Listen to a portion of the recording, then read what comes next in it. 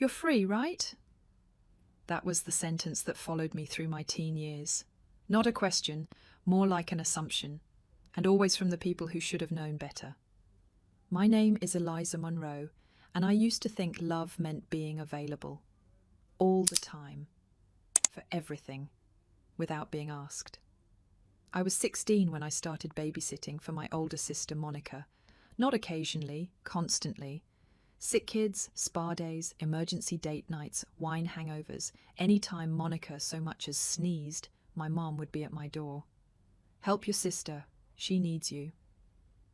No one asked how I was doing. No one noticed when I missed project deadlines, skipped my only night out, or fell asleep in class from rocking a colicky baby until 4 a.m. And if I ever dared to look tired. You don't pay rent, my dad would snap. This is how you contribute to the family. It wasn't a conversation. It was a contract I'd apparently signed at birth, one where being the youngest meant being the most disposable. I wasn't a daughter. I was a convenience. At first I told myself it was temporary. I even believed that deep down they appreciated me. That one day they'd say thank you. One day they'd see me.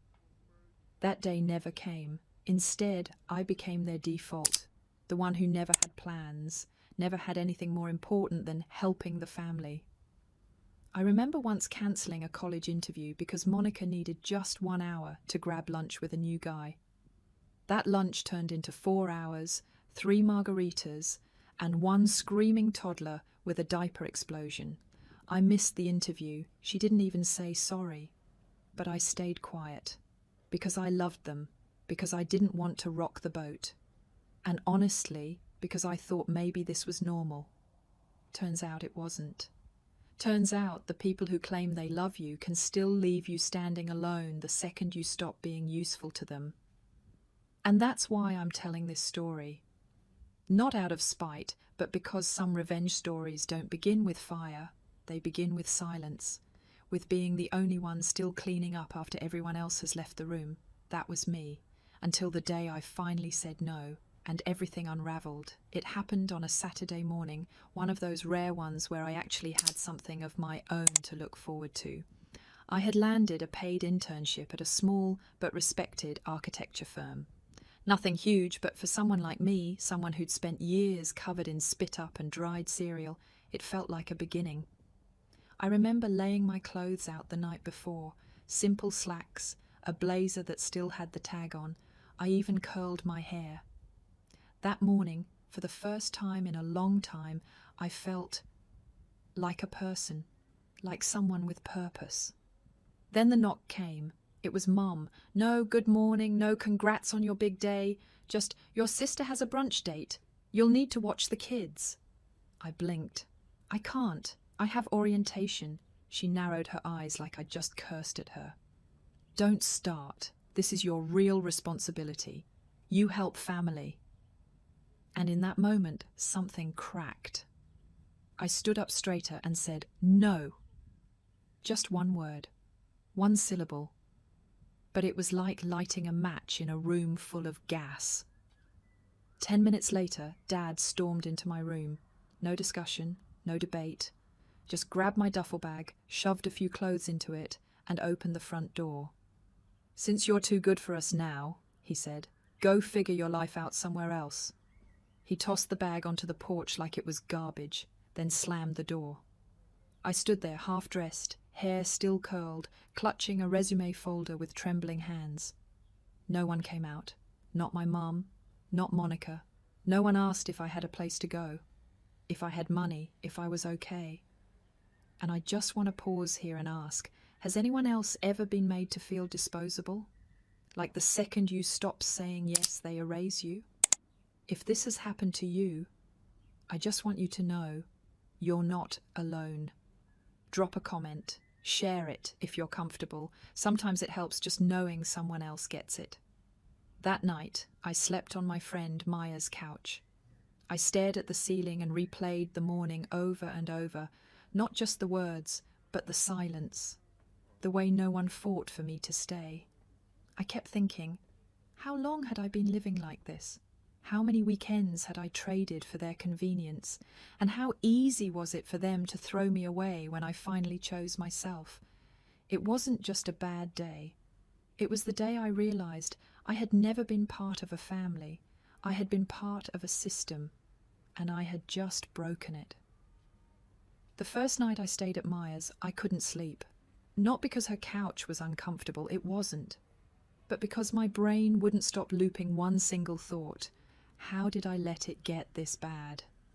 I kept replaying everything, the years of unpaid labour, the cancelled plans, the guilt-tripping phone calls, all the Saturdays that were never mine, all the birthdays I spent covered in finger paint and baby food while Monica went find herself on spa weekends.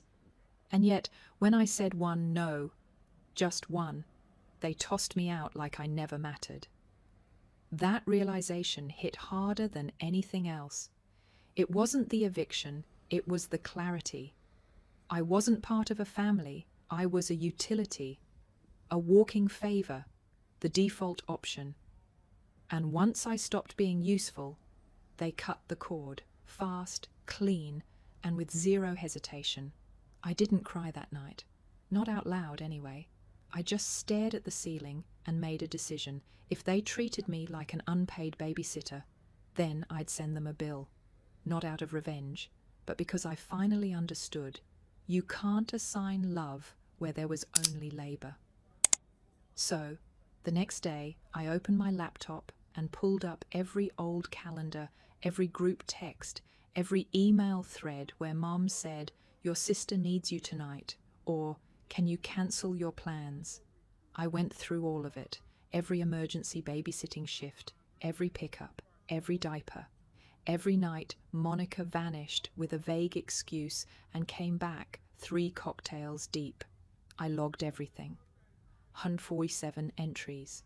Then I researched average babysitting rates in our county, 19 an hour. I kept the math simple. Some nights were 8 hours. Some were just 2. I even added columns for late night pickups, bath time, sick days, and the time I took her kid to urgent care while Monica had a migraine. By the time I was done, the total was $12,480. It wasn't some made-up number. It was backed by timestamps, messages, real moments I lived and sacrificed for. And for the first time in years, I felt empowered, not angry, not broken, just seen by myself. I formatted the spreadsheet like an invoice, gave it a title, Professional Childcare Services Rendered, Unpaid, Undervalued, and No Longer Ignored. I printed it on thick paper, folded it neatly, slipped it in an envelope with no return address, just my initials in the corner, and I mailed it to the house I used to call home. Then I closed my laptop, took a deep breath, and whispered to myself, "You're not disposable. Not anymore." And that was the moment it started. Not a war, a reckoning. After I sent the invoice, I didn't wait for a response. I knew they'd be furious. I knew my mom would call me dramatic, and my dad would probably throw the paper straight into the trash. But I also knew something they didn't. I wasn't coming back. I found a small room to rent in Maya's apartment and started over. It wasn't glamorous. Bare mattress, second-hand desk, creaky ceiling fan. But it was mine. For once, I wasn't waking up to screaming toddlers or guilt trips disguised as morning coffee. I poured everything I had into my internship, showed up early, stayed late, said yes to every boring task no one else wanted. I didn't complain. Because unlike my old life, this work was mine. This effort actually meant something. My supervisors noticed. Within a few months, I was offered a part-time paid position. By the end of the year, I was on salary. And outside of work, I lived like a monk with a spreadsheet. No shopping sprees, no takeout. I packed my lunch, split groceries with Maya, and saved every extra dollar. I even took on freelance design gigs online, logos, sketches, custom nursery art. Anything that brought in a few bucks. My parents didn't call. Not for my birthday, not for Thanksgiving, not even for Christmas. And for a while, that silence hurt more than I wanted to admit. But slowly, quietly, I started turning that silence into strength. I used to think I needed their approval to feel whole. But now, every deposit, every successful project, every new client, it was a reminder that I was capable, even when they said I wasn't. And then something strange happened. One night, while scrolling Zillow out of pure curiosity, I saw it. My childhood home, for sale. I stared at the screen, barely breathing. Beige shutters, the same crooked mailbox, the house I'd been kicked out of like I was nothing. Now sitting there on the market with a price tag and a desperate caption, "Motivated seller, all offers welcome." I didn't know what it meant yet, but something in me whispered, this story isn't over. Not yet. I didn't jump the moment I saw the listing. I bookmarked it, closed the tab, tried to forget. But the image of that front porch, the same one where my dad had thrown my bag, kept coming back. 3 days later, curiosity won. I called the agent. Turns out my parents had fallen behind on the mortgage. My dad got laid off. My mum's salon hours were slashed. They were bleeding money. The house had been sitting on the market for months, price dropping like a countdown clock. I asked for a tour. I didn't say who I was. Just showed up on a cloudy afternoon with my agent, pretending it was just another walkthrough. But the moment I stepped inside, everything hit at once. The dent in the hallway from when Monica threw a tantrum at 15. The kitchen counter I scrubbed while her kids screamed in the living room. The smell, the silence, the weight of 1,000 unpaid hours. I didn't cry, I just nodded once and said, "I'll take it." We closed 2 weeks later. I didn't tell anyone, not Maya, not even myself, really. I just walked through the empty rooms every night, letting the quiet replace the noise that used to live in my head. Then came the knock. 3 weeks after closing, I opened the door and there they were. My parents, Monica, and her kids. They didn't recognize me at first. I was in work clothes, hair neat, posture tall. My mum gave a hopeful smile. "We were told the new owner might be moving in soon. We were hoping to speak to them. Maybe work something out until we get back on our feet." I opened the door a little wider. "Hi, Mom," I said. "I am the new owner." Her face went pale. My dad blinked like I'd slapped him. Monica didn't say a word. She just stared. I stepped out onto the porch, met their eyes and said, "I bought this house with the money I earned. The same money you once said I didn't deserve." They stammered. Something about being surprised, about tough times, about how family should help each other. And I just nodded. "I agree," I said, "but helping doesn't mean erasing someone. It doesn't mean using them until they break." Then I reached into my bag and pulled out a small envelope. "Here," I said, "a final invoice, backdated rent, emotional labor.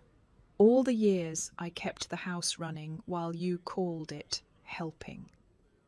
No yelling, no slamming doors, just facts. Their silence was louder than anything they could have said. I wasn't looking for revenge. I was looking for balance. And in that moment, standing on the same steps where I was once thrown away, I found it. They didn't stay long after that. My mom muttered something about needing time to process. My dad stared at the invoice in his hand like it was a foreign language. Monica turned and walked away without saying a word. Just like all those nights she dropped off her kids and vanished. I didn't call after them. I just closed the door. And I didn't cry, I didn't smile, I didn't even feel triumphant. I felt still. The kind of still you only feel after years of being talked over, used up, dismissed. That house, the same one where I once begged for space to breathe, was quiet. Mine. Finally. But I knew I didn't want to live in it. Not forever. Not with the memories seeping from the drywall. So I renovated it. Not to erase the past, but to repurpose it. And 6 months later, that house reopened. Not as a home, but as a community daycare for single mothers who had no support system. For women like me, who once carried too much and were told it was love. We called it the second room, because everyone deserves a room of their own, even when the world tries to shove them into the background.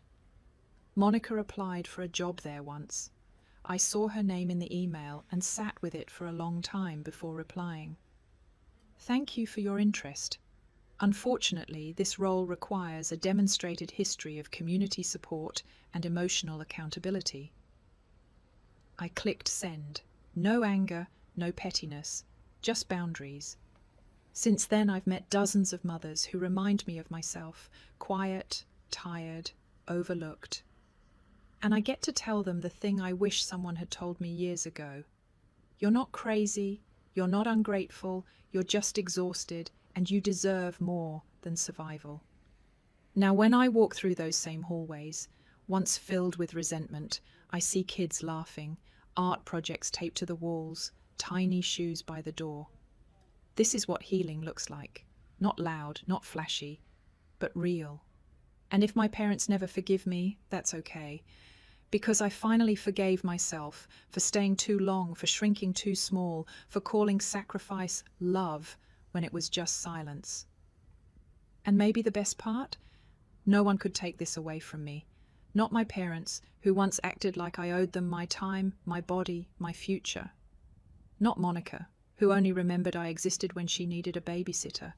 Not even the old version of me, the one who bent until she almost disappeared. Because this wasn't about revenge anymore. It was about restoration. It was about claiming the life they never thought I'd build without them. I used to think success would look like showing them what they missed. But standing in the middle of that daycare, surrounded by the sound of children being loved and mums being seen, I realized I didn't need to prove anything to them. I just needed to become someone I could finally be proud of. The woman who drew boundaries, the woman who didn't flinch when the past knocked on her door, the woman who learned how to stay soft without being small. That woman was me. And I built this life, not in spite of being thrown away, but because of it. Now I want to ask you something. Have you ever had to walk away from people who said family, but only showed up when they needed something from you? Maybe they never said it out loud, but deep down you knew. You were only loved when you were useful, and the second you set a boundary, they vanished. If that's ever been your story, even just once, I want you to know you're not dramatic, you're not selfish, you're healing, and you are not alone. Drop a comment, even just a word, because somewhere out there, someone else is scrolling in silence, wondering if anyone else gets it. Let them see you.